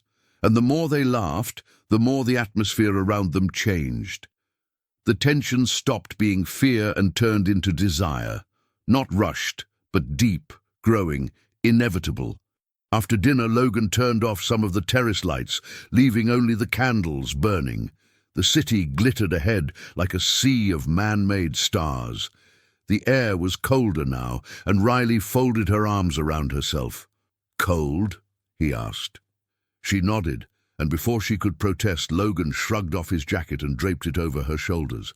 The simple gesture felt more intimate than any touch had so far. Their eyes met. This time, neither of them looked away. Logan leaned in slowly, watching for any sign of discomfort, but Riley stayed still, not from fear, but from anticipation. He lifted his hand, brushing the back of his fingers against her cheek. A gentle, almost reverent touch. "Can I kiss you?" he asked, his voice rough. Riley felt her heart explode against her ribs. She nodded. The kiss started slow, soft, exploratory, an invitation rather than a claim. But soon it deepened, warmer, fuller, charged.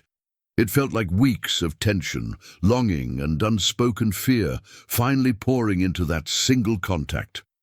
Logan's fingers intertwined with hers, his other hand settled at the nape of her neck, but without urgency, without ownership. Riley responded with equal intensity, letting her body say the things she still couldn't bring herself to put into words. The kiss grew more intense, but the second his hand slid down to her waist, Riley's body stiffened for a heartbeat. Not in rejection, but in reflex. And before she could force herself to say anything, Logan pulled back just slightly, resting his forehead against hers. "Hey," he whispered. "It's okay. There's no rush." She inhaled, shaky. "I just got insecure." "I know," he said, gently stroking her cheek. "And I'm never going to cross a line you're not ready for." Riley closed her eyes. letting that reassurance sink into her chest like medicine. They didn't take things any further that night. They didn't need to. They stayed wrapped in each other's arms on the terrace sofa, talking late into the night, the warmth of his body against hers feeling like a quiet promise. And as she drifted off to sleep on his shoulder, one thought hovered in the back of her mind, delicate, frightening, and beautiful. If the first step was like this, what would it be like when she was finally ready to give herself to him completely? The weeks that followed weren't marked by big external events, but by small internal shifts that for Riley felt like silent earthquakes. The world outside stayed the same. Crowded subways, noisy offices, the corner cafe serving the same day-old bread, but something inside her had begun to rearrange itself. She caught herself smiling at random moments whenever she remembered the night on the terrace, the interrupted kiss, the way Logan stepped back before she even needed to ask, the quiet, "There's no rush." That pause had marked her more deeply than anything bold ever could. For the first time, someone wasn't pushing, wasn't pressuring, wasn't expecting a performance. He was simply expecting her. That kind of respect, repeated in tiny gestures, like the way he always asked before touching her, or changed the subject when he sensed something made her uncomfortable, began to dismantle entire layers of fear Riley hadn't even realized were rooted so deeply. And then came that night. It wasn't a special date. Not a birthday, not a holiday, not a milestone. It was just an ordinary Tuesday, one of those days when no one expects anything life-changing to happen. Work had been chaos. Meeting after meeting, deadlines stacking up, a spreadsheet error that almost triggered an internal meltdown. Riley left the office exhausted, feeling like her brain was sliding out of her ears. When the elevator reached the ground floor, she had a brief flash of the day everything had started, the day of her accidental confession, the humiliation, the CEO standing like a shadow in the corner. She smiled to herself. Outside, the air was cold, but not angry, just cold enough to remind her that the city never offers warmth for free. As she walked toward the subway entrance, her phone vibrated. "Logan, if I promise the worst homemade pizza in the world and an acceptable bottle of wine, can I convince you to come to my place tonight?" She laughed, feeling the weight of her day loosen a little. "Riley, if there's a couch and silence, you already have me. Logan, couch, silence, and attempted pizza. I'll wait for you." She changed direction. Instead of going down to the subway, she lifted her hand and hailed a cab. The car moved through the city while Riley watched the blur of lights, people in restaurants, couples arguing on sidewalks, employees closing up shops. She wondered how, behind every window, a story was unfolding, with fears, desires, decisions. And now, hers was approaching a point she'd always been afraid to face. When she arrived at Logan's building, the doorman greeted her with the quiet recognition of someone who had seen her a few times before. "Good evening, Ms. Morgan." "Good evening," she replied, feeling an odd sense of familiarity. In the elevator she was alone. The metallic silence, the soft lights, the mirror reflecting her tired face, but also the calm, steady expectation just beneath it. When the doors opened on his floor, the smell of garlic and tomato sauce drifted into the hallway. Logan opened the door before she could even knock. "Important disclaimer," he said, raising one hand with a serious expression. "The pizza is not exactly round." She stepped inside, laughing. "As long as it's edible, I accept any shape." The apartment looked cozier than usual. The lights were low, several candles were lit around the living room, and the city glowed outside like a living landscape. The scent of the pizza mingled with the faint aroma of incense he must have lit earlier. Soft instrumental music played in the background, blending with the distant hum of the city. On the kitchen counter sat a pizza that looked honest. The crust was uneven, the cheese overly enthusiastic on one side and shy on the other, but it smelled good. "I officially surrender," Logan said. I'm starting a business, specializing exclusively in ordering takeout. It's decided." "I'm proud of the attempt," Riley replied, grabbing a slice. "And respectfully, this is a clear improvement from the pasta glued to the pan." He laughed, relaxing. They ate, standing by the counter, sharing the pizza and the red wine poured into simple glasses. The conversation began light. Jokes about the day, commentary about co-workers, random plans neither of them knew if they'd ever follow through on. But slowly, without a clear moment of transition, the atmosphere changed. Not because of a specific phrase or intentional gesture. It shifted because his eyes lingered a little longer on hers, because their laughter became softer, more intimate, because the silence between sentences no longer felt like emptiness, but like something warm and waiting. At some point, they weren't sure when, they ended up on the couch. Riley sat with her legs folded up, leaning into the cushion, holding her glass with both hands. Logan sat beside her, close but not too close, close enough that she could feel his warmth. The TV was off. The city was the backdrop. The soft music was the soundtrack. "You're quiet," he observed. "I'm thinking," she replied. "About what?" She breathed deeply. She could dodge the question. She could joke. She could change the subject.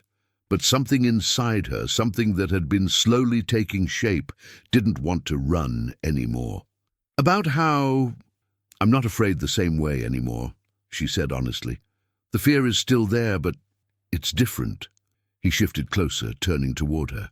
"What are you afraid of now?" She stared at her glass for a few seconds before looking up at him. "Of not recognizing who I'll be after crossing certain lines," she admitted. "But also of spending my whole life on this side, staring at them." He didn't speak right away. He just looked at her with a depth of attention that felt almost physical. "Riley," he said softly, "you don't have to decide anything tonight." She gave a sad but serene smile. "I know, but for the first time, I don't want to decide out of fear. I want to decide consciously." A weighted silence settled, heavy but meaningful. Riley set her glass down. Her hands trembled, not with panic, but with the gravity of knowing she was about to take a step she had postponed for years. She looked at him, directly, without looking away. "Logan," she began, her heart pounding, "if I tell you that I'm ready, will you believe me?" His eyes softened, not with excitement nor surprise, but with respect. "I believe anything you tell me," he said. She swallowed hard. "I'm not saying this because I feel obligated, or because I think you expect it." Her voice trembled but didn't falter. "I'm saying it because, for the first time, I don't feel pushed. I feel like I'm choosing." He took a slow breath, like he needed air to steady the emotions swelling in him. "Are you sure?" he asked, with absolute seriousness. Riley closed her eyes for a moment. She saw herself in the elevator, drowning in humiliation. She saw herself at the gala, crushed under judgment.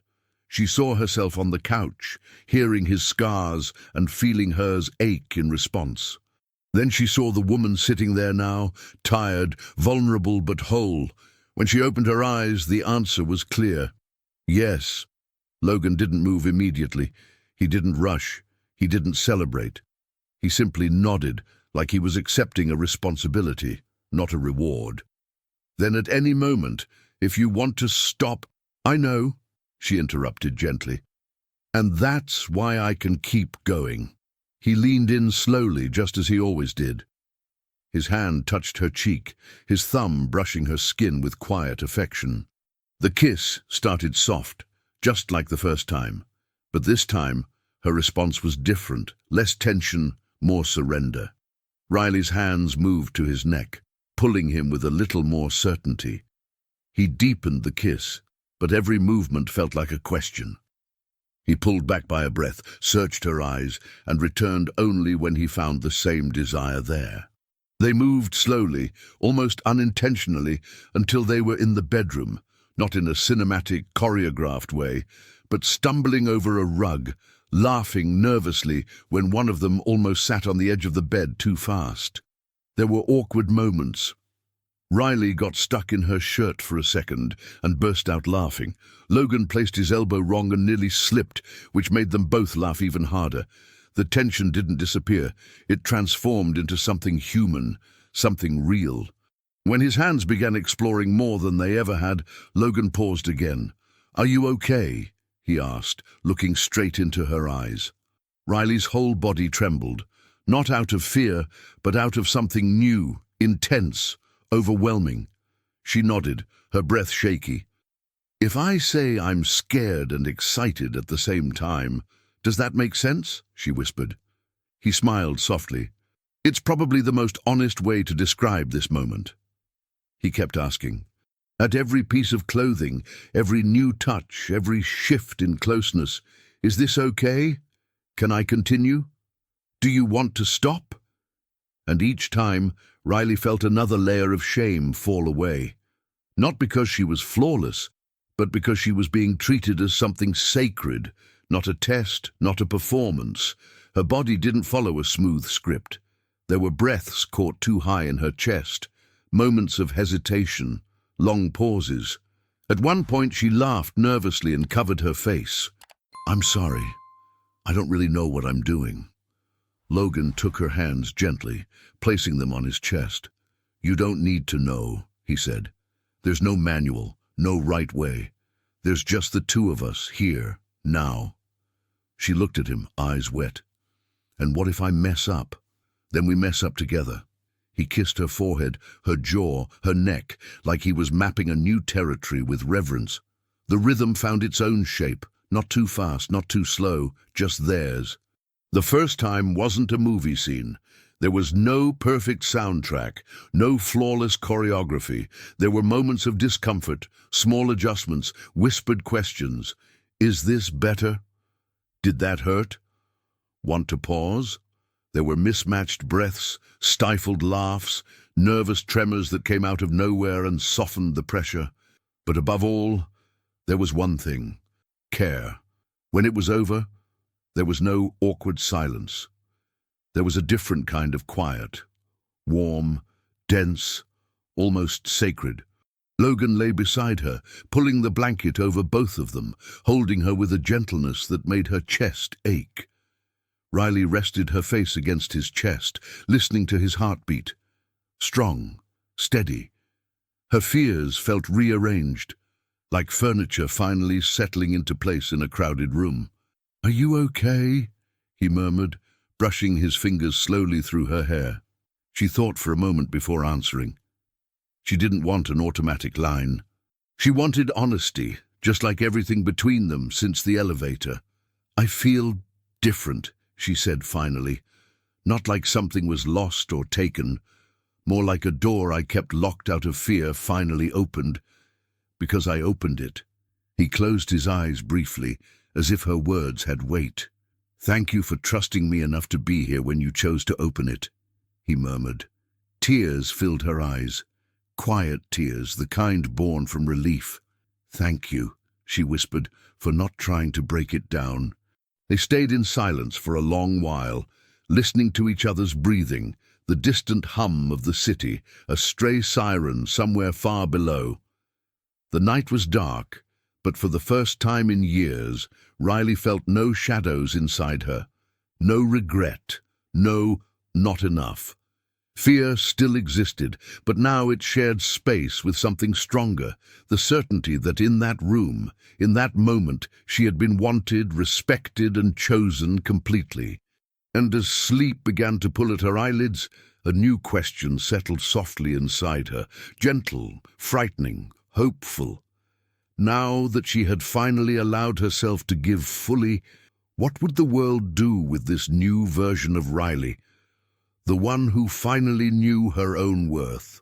The first rays of sunlight slipped through the curtains when Riley woke up, still wrapped in the warmth of Logan's arms. For a moment, she didn't quite know where she was. Everything felt too serene, too intimate, too safe to belong to real life. His chest rose and fell slowly, as if that moment existed outside of time, a place neither of them had planned but somehow found in the middle of chaos, exhausting routines and old wounds. She stayed there still, watching the outline of his face. It felt strange to see him like this, vulnerable in sleep, without the flawless CEO posture, without the sharp, alert gaze, without the mask of invincibility the world demanded from him. Here, and only here, he looked human, simple, almost ordinary, and yet deeply important. The peace didn't last long. Riley's phone buzzed on the nightstand, a familiar cutting sound that sliced right through the soft bubble she was in. She pulled away carefully so she wouldn't wake him and grabbed the phone. On the screen, a name lit up. Dad. Charles. She frowned. He rarely called this early, or he called at that hour only when something was wrong. Her heart sped up before she even answered. Dad, she said quietly, trying to sound natural. Riley? His voice came loaded with worry, like something was stuck in his throat. Are you okay, honey? I'm fine, of course. Why? She sat at the edge of the bed, putting a little more distance between herself and Logan so she wouldn't disturb him. Mrs. Miller stopped me on the street this morning, he began, hesitating. She said you've been seen with some famous man, a billionaire from Manhattan. Riley closed her eyes for a second. Of course it would spread. Brooklyn had its own surveillance system, watchful neighbors, bakeries that knew more about people's lives than the newspapers, and conversations that spread like seeds in fertile soil. Dad, don't pay attention to that, she said, trying to stay calm. How am I supposed not to? Charles replied, his voice growing harder. She said there are photos. She said people are talking, that you're getting involved with him. Riley pressed her fingers to her temples. Suddenly, she felt the weight of 1,000 expectations crashing into her all at once. We've gone out a few times, she admitted, but it's not what people are saying. And what is it then? His question came fast and heavy. Because, honey, men like that don't look at girls like you for very long. The words hit her like a punch to the chest. She didn't respond. You're a good girl, Riley, he went on, his tone a mixture of desperation and tenderness. You deserve someone who treats you right, someone who belongs to the same world you do. These rich men, they play with women's lives and then move on like nothing happened. Riley felt tears burning behind her eyes, not from anger, not even exactly from sadness, but because his words poked at her oldest fear, the fear of being disposable. Dad, he's not like that, she tried, but her voice was fragile, shaking. Are you sure? Charles asked. Because I don't want to see you get hurt. People in the neighborhood are already talking. They're saying you're going to get hurt. They're saying he'll replace you with someone on his level. The words echoed inside her like gunshots. It was exactly what the socialites had said. It was exactly what her subconscious feared. It was exactly what the whole world seemed to believe. Logan shifted in bed, still asleep, unaware of the emotional storm forming just a few feet away.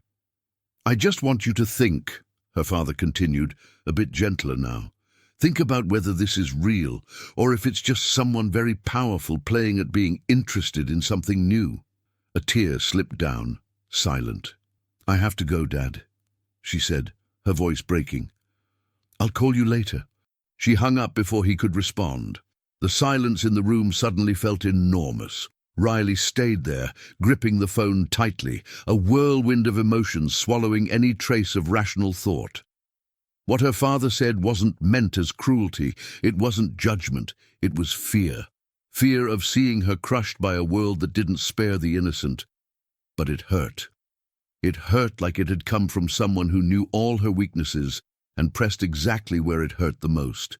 Logan woke up a little while later. He opened his eyes slowly, saw her face and smiled, that small, intimate smile that felt almost reserved just for her. Morning, he murmured, his voice rough with sleep. Riley tried to smile back, but it came out too crooked to fool someone like him. "What happened?" he asked right away, sitting up. She took a deep breath, holding back the tears that still wanted to fall. "My dad called. Did something happen?"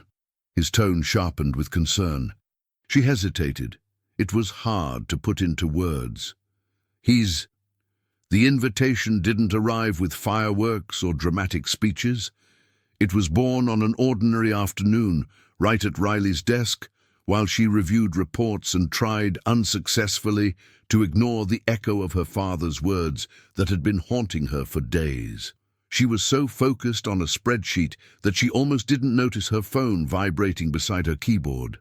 When she saw Logan's name on the screen, her heart made that familiar leap. "Logan, still thinking about what your dad said?"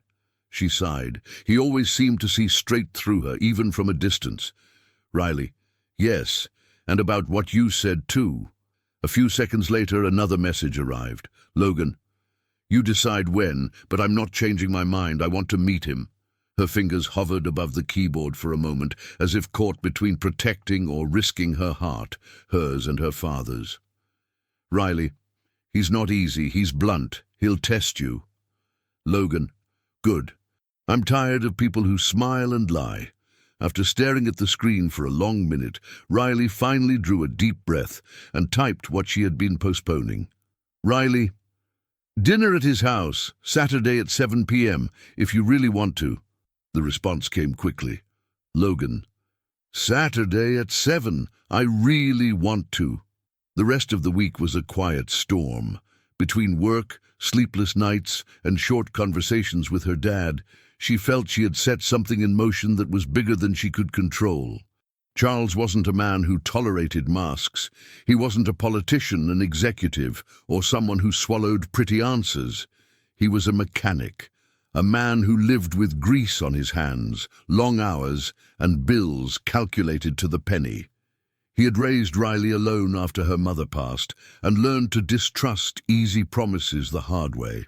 When she told him she was bringing Logan to dinner, the silence on the other end of the line was heavy. "He wants to meet you," Riley said, tense, gripping the phone. "He wants to talk to you." "And what does he think?" her father asked, cautious. "That one dinner's enough to convince me he's not like the others." "He isn't like the others, Dad." A long pause followed. She could hear the distant noise of the shop, metal clanking, an old radio playing some classic tune. "We'll see," he finally murmured. "Bring him, but don't expect me to pretend to like him if I don't see truth, Riley." She swallowed hard. "I wouldn't expect anything different from you." By Saturday, the modest neighborhood in Queens looked unintentionally dressed up for the occasion. Kids ran down the sidewalk, kicking a crushed can like a soccer ball. Neighbors sat on their front stoops, observing the movement with natural curiosity. People who knew everyone and paid even closer attention to anyone who didn't belong. Charles' house was small, the paint peeling a bit on the facade, the front garden surviving despite lack of time. Inside, though, everything carried the kind of order made with affection: a tidy kitchen, a simple but carefully set table, and the smell of seasoning warming the air. Riley was so nervous she spilled water twice, trying to fill the glasses. "Easy, sweetheart," Charles said, watching her while he chopped salad with precision. "He puts his pants on like any other man. He's not a god." "I know he's not a god, Dad," she replied, rearranging the silverware for the third time. "But he's important to me." He didn't answer right away. The word hung in the air. Important. At 6:58 p.m., a car slowed to a stop in front of the house. It wasn't a flashy sports model or a ridiculous limousine. It was a dark sedan, elegant but discreet enough not to provoke the neighborhood. Riley peeked through the window and held her breath. Logan stepped out wearing dark jeans, a light shirt with rolled-up sleeves, and a simple jacket. In his hands he carried a bouquet of wildflowers, nothing extravagant, and a modest bottle of wine, far from the luxurious labels he could easily afford. He looked normal, deliberately normal. Riley opened the door before he could knock. "Hi," she said, smiling nervously. His eyes swept over her for a heartbeat, and his smile came instantly. "Hi, you look beautiful." She was wearing a simple floral dress she usually wore on summer days, hair tied up in an effortless way, as if she had stepped back into her teenage years. This was her world, and he understood that. "Ready for the toughest test of your career?" she joked, half serious, half trying to lighten the tension. "Much harder than negotiating with investors," he replied casually. "But I came prepared." She smiled, though her eyes betrayed the fear underneath. She stepped aside. "Come in." Indeed, the living room was small, with a worn-out couch, old family photos on the wall, and a TV that had seen better days. A picture of Riley as a little girl, toothless smile in a school uniform, sat beside another from her graduation, with Charles standing proudly next to her, uncomfortable in a suit he clearly wasn't used to wearing. Charles appeared in the kitchen doorway, wiping his hands on a dish towel. For a moment, time seemed to hold its breath. Riley's father was medium height, broad-shouldered, with thinning grey hair and sharp eyes. He didn't extend his hand right away, but he didn't shut down either. He just studied Logan the way a mechanic inspects a car before agreeing to take it on the road. "Good evening, Mr. Morgan," Logan said, stepping forward. "Thank you for having me." Charles didn't answer immediately. He glanced at the flowers, then the wine, then at the man standing in front of him. "You didn't need to bring anything," he finally said, taking the wine. "But since you did, let's see if it's any good." Logan gave a faint smile. "I hope it is. I'm no expert, but I chose it carefully." Charles approached him and then extended his hand. The handshake was firm, straightforward, no nonsense. "Charles is fine. Mr. Morgan is what they call me when the bank phones about late payments." Logan laughed genuinely. "Then Charles it is, and please, just call me Logan." Riley watched the two men as if trying to measure the distance between them, not the physical one, but the one built on worlds, histories, and fears. "Dinner's almost ready," Charles said, going back to the stove. "Hope you like simple food. No fancy dishes here you need a magnifying glass to find." "Simple food is usually the best," Logan replied, following the irresistible smell coming from the pots. Inside the kitchen, a steaming pot of rice, another with simmering beans, meat browning in the skillet, and a colorful salad waited on the counter. It was a humble feast, but full of intention. "Can I help with anything?" Logan asked. Charles stared at him for a moment, as if that question was its own test. "Do you know how to cut tomatoes?" he teased. "I'm taking lessons," Logan said, glancing at Riley, both remembering their tomato lesson at the Brooklyn supermarket. For a brief instant, Charles's expression softened almost into a smile, but he held it back. "Then finish this salad," he said, sliding the cutting board toward him. "Let's see if you're useful for something besides spreadsheets and meetings." Logan took the knife without fuss, slicing the tomatoes carefully. His movements weren't quick, like someone fluent in the kitchen, but they carried a kind of focused respect, as if even small tasks deserved his effort. Riley watched the scene with a knot in her chest, a piece of her past and a piece of her present sharing the same counter. When they sat down at the table, the tension still lingered.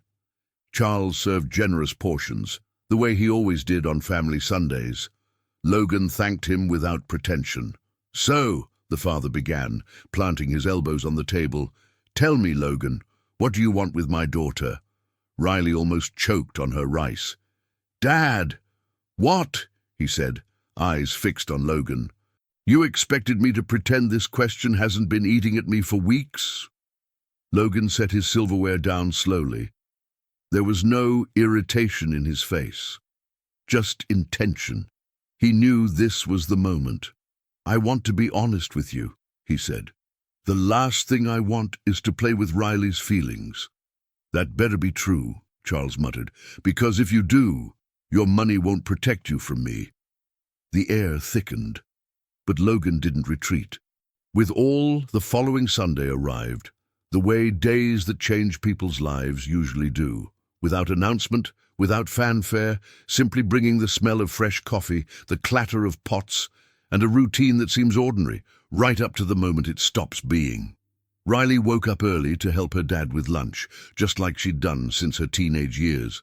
There was something comforting about that cramped little kitchen, the slightly worn linoleum floor, the old magnets on the fridge, and the radio playing 80s songs as if time moved slower inside those walls. She was chopping onions while her father seasoned the meat for the pressure cooker. The smell of garlic sautéing filled the air, blending with the rhythmic sound of the knife against the cutting board. It was the most familiar choreography in her life, and yet something about that morning felt different, as if the air itself were heavier, thick with expectation. "You're acting strange today," her father said, stirring the seasoning with a wooden spoon. "Since yesterday, actually." "Strange how?" she asked, trying to sound casual. "Strange like you're worried about something," he replied, glancing at her over the rim of his reading glasses. "Or thinking too much. Which is also strange, because you already think too much all the time, but today it's worse." Riley laughed, but it was a short, nervous laugh. "It's nothing big, Dad. Just a lot happening at once." Charles nodded slowly, not pushing. He knew that when it was time, she would talk. Outside, a soft breeze drifted through the half-open window, making the curtain flutter gently. The sunlight hit the countertop in a way that made everything warmer, more real. Riley couldn't explain it, but she felt like something was about to happen, something big, something that would permanently alter the shape of her life. At 11:40 a.m., Charles's phone rang. He answered with his usual, "Hello?" and a faint smile appeared on his face. "Oh, it's you! Come on up, the door's open!"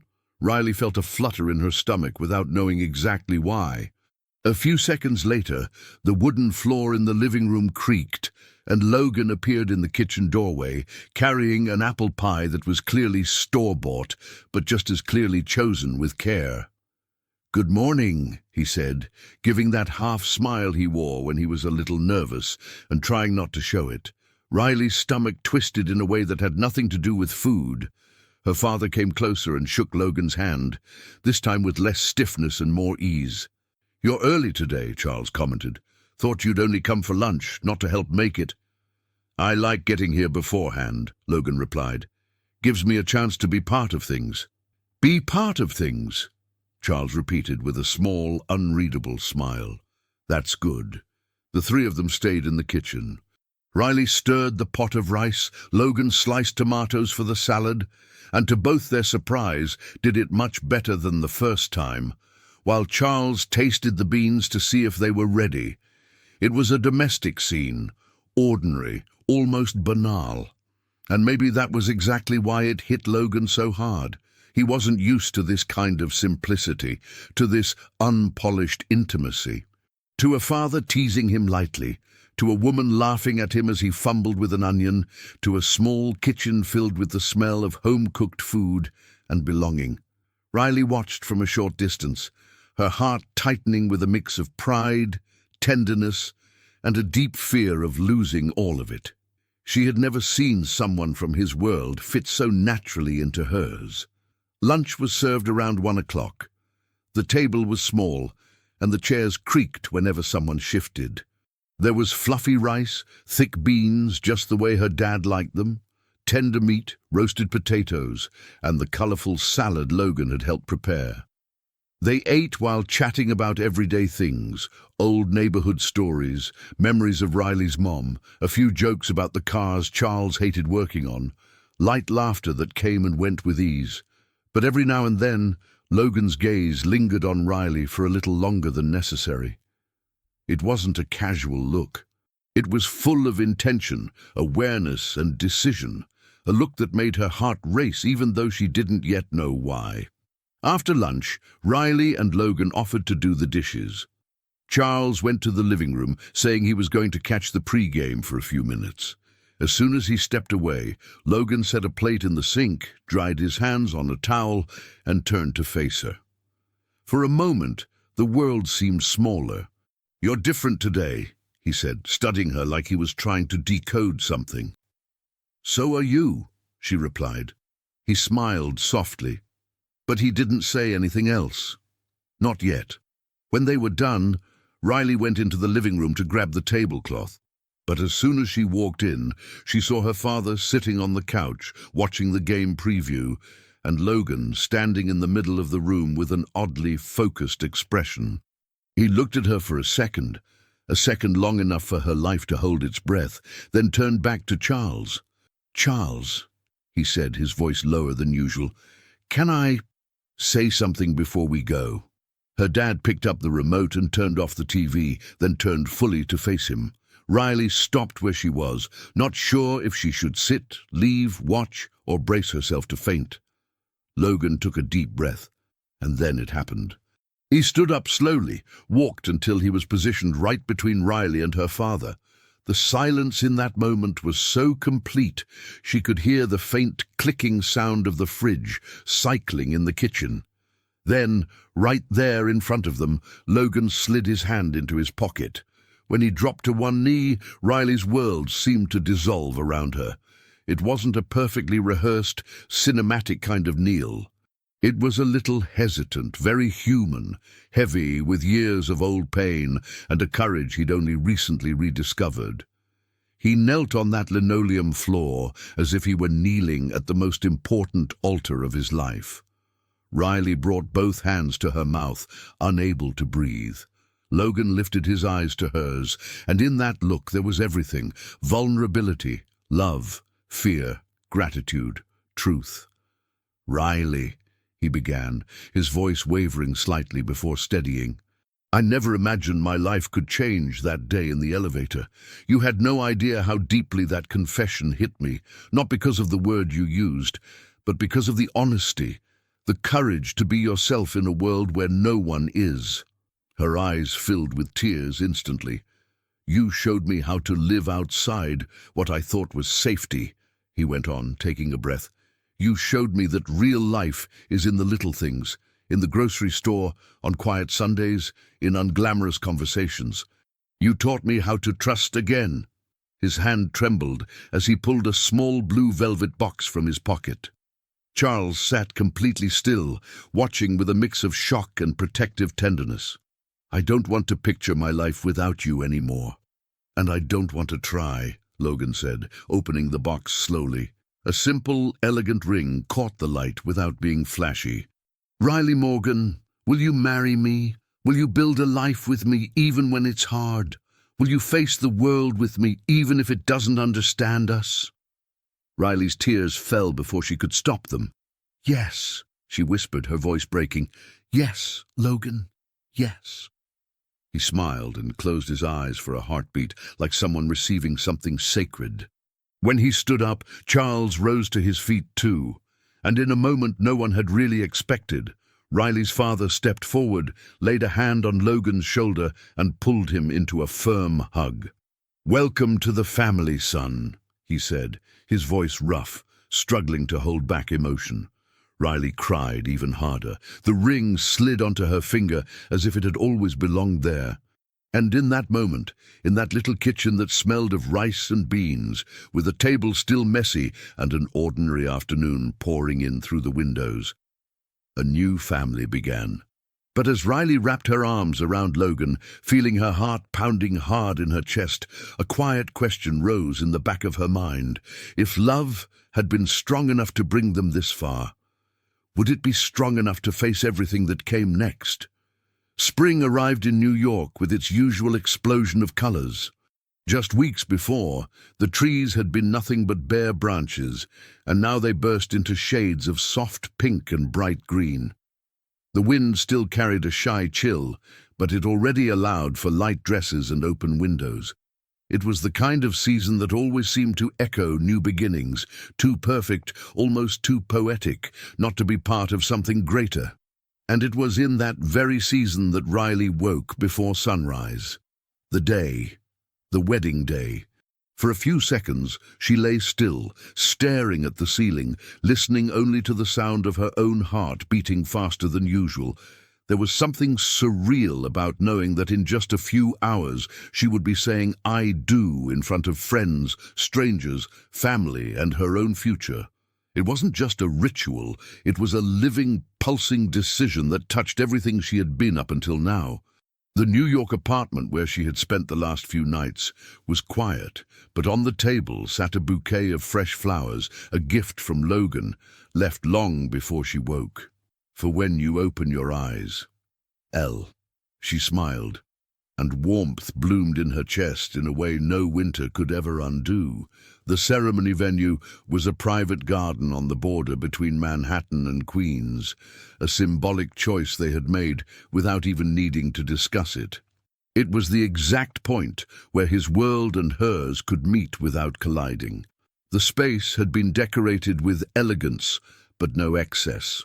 White and yellow flowers, rows of light wooden chairs, a simple aisle lined with leaves and tiny lights. Beautiful enough for a wedding magazine spread, but carrying the gentle simplicity that revealed the bride's roots. On the right side sat guests in flawless suits, Logan's colleagues, well-known business figures, people Riley never would have imagined seeing up close, let alone at her own wedding. On the left, neighbors from the street where she grew up, her father's friends, barefoot kids weaving between chairs with cans of soda, women in floral dresses and worn shoes, laughter spilling everywhere. A hybrid wedding, a merging of worlds that almost never appeared in the same sentence, let alone the same celebration. And yet somehow, everything felt natural. Everything felt right. Logan stood beneath the small altar, wearing a perfectly tailored deep blue suit without a tie. He wanted something less rigid, less closed, something that suited the garden, suited her. His hair was neatly styled, except for one stubborn strand falling over his forehead, the way it always did when he was nervous. And he was nervous, incredibly nervous. Beside him, his older brother, who had flown in from another state, gave his shoulder quiet, steadying taps. But Logan barely saw or heard anything around him. He had the strange sensation that the world was moving at normal speed while he remained suspended.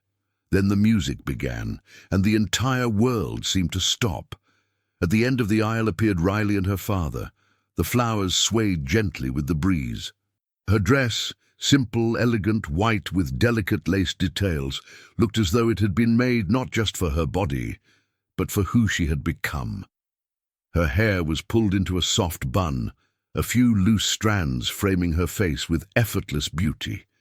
She held a small bouquet of wildflowers, a deliberate nod to the humble bouquet Logan had once brought to her father's house. Charles walked beside his daughter, looking both proud and nostalgic. His hand held her arm firmly, as if still trying to shield her from the world, even knowing she was choosing someone who would do that just as well as he always had. As they began walking, Logan forgot entirely how to breathe. He didn't see the audience. He didn't see the garden. He didn't see the carefully arranged decorations. He saw only her, and the moment their eyes met, time didn't just slow. It folded in on itself. Everything that had happened between them, the elevator, the awkward dinners, the fears, the tears, the confessions, the hesitant touches, the embrace in her father's kitchen, the proposal, aligned in one single line, pointing straight to that altar. Riley smiled, and Logan's entire world melted. When they reached the end of the aisle, Charles stopped in front of the man who would become his daughter's husband. For a moment, no one breathed. "Take care of her," Charles said, not harsh, not testing anymore, but offering something precious. "With my life," Logan replied, his voice steady, filled with emotion. Her father placed her hand in Logan's and stepped back, taking a seat beside neighbors who had watched Riley grow up. The ceremony began, but no one was prepared for the vows. When it was Riley's turn, she took a breath, holding Logan's hands tightly enough for him to feel her truth. "When I stepped into that elevator," she began, her voice trembling, "I had no idea I was about to change my entire life with a sentence that wasn't meant to be heard. I was tired, frustrated, lost, convinced my vulnerability was a flaw. But you heard me, and you didn't walk away. A few quiet tears formed among the guests. You saw me when I didn't believe I deserved to be seen, she continued. You treated me with kindness, respect, patience, and you helped me discover not just what I wanted from life, but who I am. So today, I choose you with my whole heart, with the certainty that together we can build a world where neither of us has to pretend anything. Logan squeezed her hands, breathed in, and began. For years I built walls, high, cold walls made of fear and distrust. I thought I needed them to survive in my world. But the day that elevator stopped, you brought them all down with a single sentence. You reminded me what it means to be human. You reminded me that love doesn't need to be grand to be real. It just needs to be honest. And you are the most honest person who has ever walked into my life. His voice cracked. I promise to love you with that honesty, to protect you, to listen to you, to respect you, and to choose you every day, even on the hard days. There wasn't a single person in that garden untouched by his words. When they exchanged rings, the soft hum of emotion blended with the breeze itself. The kiss ended the ceremony, but only began the story. The reception was a perfect, improbable mix. Executives clinking glasses with mechanics, socialites taking photos with neighborhood kids, French mini-quiches sitting beside trays of homemade mac and cheese prepared by Charles's neighbor. Music drifting from classical to pop to nostalgic hits everyone knew. And through it all, Riley danced with Logan as if they were the only two people there. Later, when the party began to wind down, he took her hand. I want to show you something. She followed him to the building's decorated elevator, adorned with lights and flowers. As the doors closed, the world grew quiet, just like that first day. Remember this? He asked, smiling softly.